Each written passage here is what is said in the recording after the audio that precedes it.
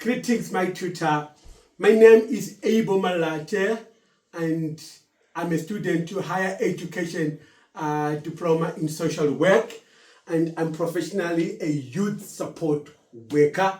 It's my honor and my joy to be submitting my assignment today on perspectives in psychology, and I have come together with my presentation and my slides, which I would like to present to you.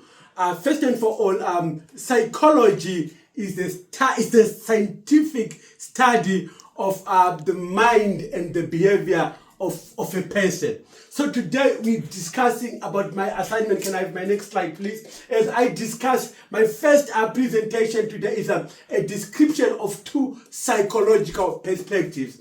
That's what I want to present to you first today. We're talking about behaviorism, focuses on how behavior is learned through conditioning and reinforcement. Cognitive psychology examines internal mental processes such as memory, attention, and thinking. Both perspectives aim to explain behavior, but behaviorism focuses on observable actions, while cognitive psychology focuses at hidden thoughts and processes. So both perspectives are focusing on one thing, but they are coming from different angles. But at the end of the day, they want to produce the same thing.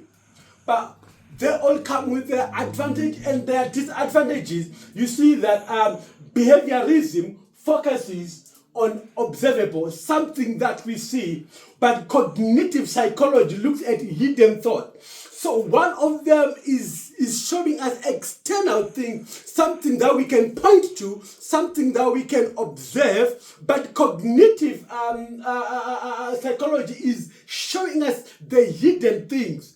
Right, so one is something we can identify, something outside behavior which we can observe, but the other one is it has been ignited by something that is within. Can I have my next slide, please? So my next slide now, I'm talking about an evaluation of key assumptions of the identified psychological perspectives. It's talking now that behaviorism assumes that behavior is shaped by the environment through reinforcement and punishment. I agree to this one, and as I subscribe to it, that environment can shape one behavior. I'm originally from Africa, and there are things that the environment in Africa would let me go out with, which I can't do when I'm in Europe. Because the environment does not allow it. The environment, you've got its own principles and its own set standard of life, which some of them are different from way back home. So I believe that an environment can shape you to become somebody who you will not be, and to become somebody who you have not been. You cannot be that person in a different environment. Cognitive psychology assumes that behavior is influenced by mental processes such as perception and memory. Behaviorism may oversimplify human behavior, while cognitive psychology gives more depth but can be hard to measure. As both perspectives are pointing at the same thing, we are learning that behaviorism may oversimplify human behavior. While cognitive psychology gives more depth, it digs in deep. It does more research. It wants to look further. It wants to look deeper, though it is hard to measure. But its strength is deeper analysis on how behavior is formed. My next slide, please. On this slide now, I'm presenting an evaluation of the work of the key theorists. These theorists, the three of them that I have here, they've come with theories that are relating to each other of the identified psychological perspectives. I talk of B.F. Skinner here. B.F. Skinner is talking of behaviorism that are developed operant conditioning through reinforcement and punishment. This is his perspective, this is his belief, this is what he has come to conclude that behavior is made of. Then John Watson behaviorism is argued behavior is learned through environment. He believed that behavior is shaped through environment. Whilst others think that this one of B.F. Skinner, I can relate to it because it's more like an African style of shaping good behavior, whereby behavior is reinforced. You are a little bit. You can be spanked for you to get aligned to how your parents want you to be, to become who your parents want you to be. There is reinforcement, there's a little bit of punishment, there's a little bit of spanking, like what B.F. Skinner is talking about. John Watson is then talking about environment. Let me give you an example. From where I come from in Africa, there are suburbs or environments for rich people and there are suburbs for poor people.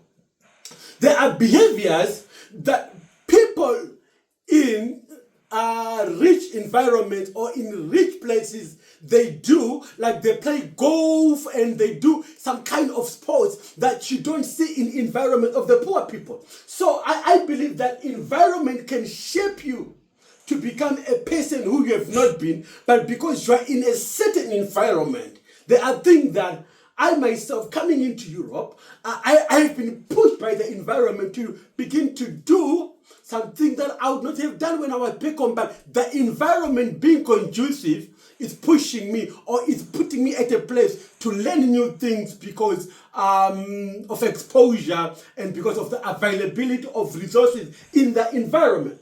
But Jean Piaget is talking about cognitive psychology, which studied how thinking develops in stages during childhood, whereby as a child grows, that development grows and the thinking starts to develop as stage by stage. It's a stage by stage process. It's a stage by stage development. But all these three, B.F. Skinner, John Watson, and Jean Piaget, they are all trying to come up with one thing. They are all trying to bring one thing, but from different angles. But at the end of the day, they are aiming the same thing.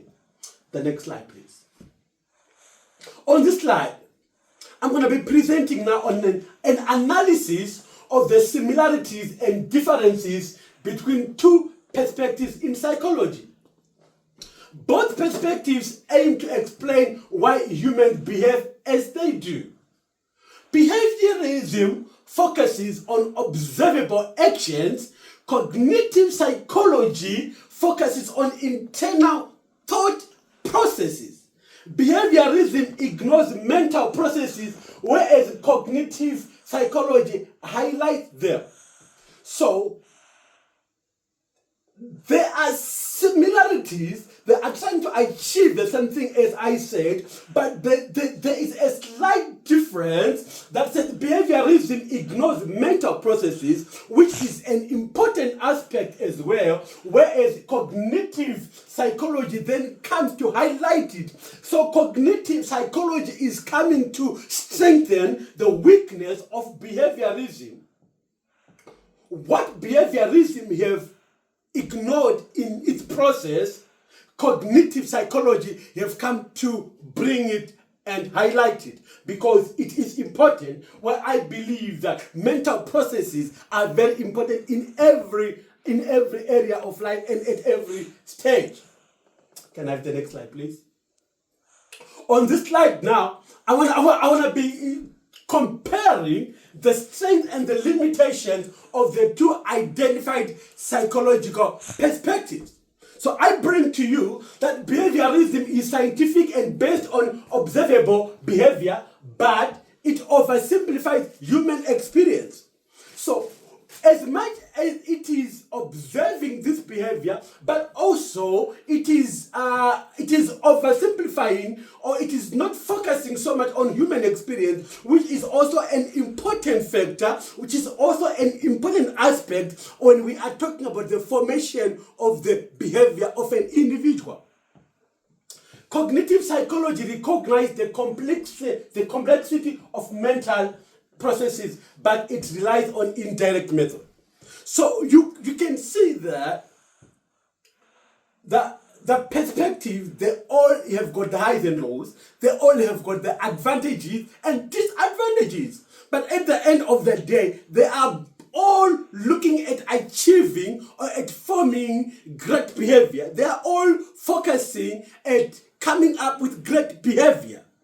They're aiming at the same thing, but coming from different angles. But as they are all aiming at the same thing, some are not focusing on what the other theory is focusing. But both perspectives have a practical application in education and behavior support. As much as they are all not focusing on the same thing, but the good thing about it now is that they both have practical applications. I like the practicality in doing anything that you are doing in education and behavior support. At the end of the day, they're coming up with the do's and don'ts. They're coming up with what's important, what's the most highlight, and they're both matching on the next slide, please.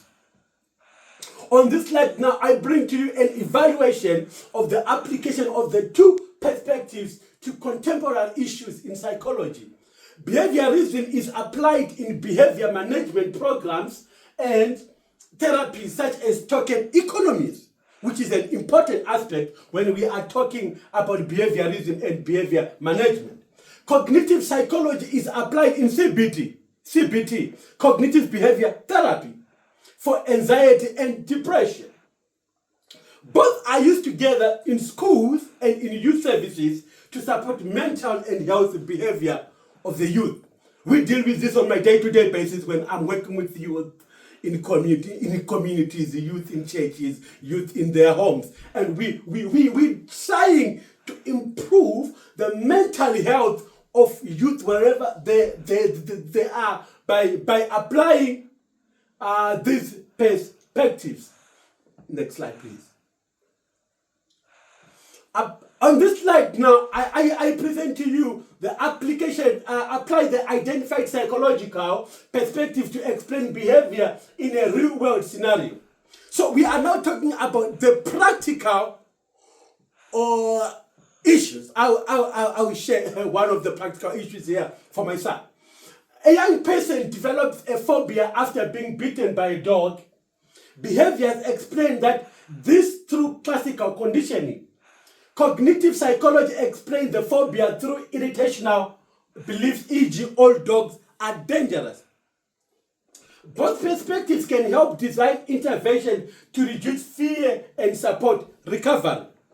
So it might not be that all dogs are dangerous, but cognitive psychology now, because of the phobia, is now presenting an aspect that all dogs are dangerous, because that's his belief, that's his methodology. But a young person develops a phobia after being bitten by a dog. Behaviorism is explained through classic conditioning of what the environment might be. Next slide, please. Thank you. This was my presentation about perspective psychology. I want to thank you, and I'm believing to make it on this one and carry on my next slide. Thank you.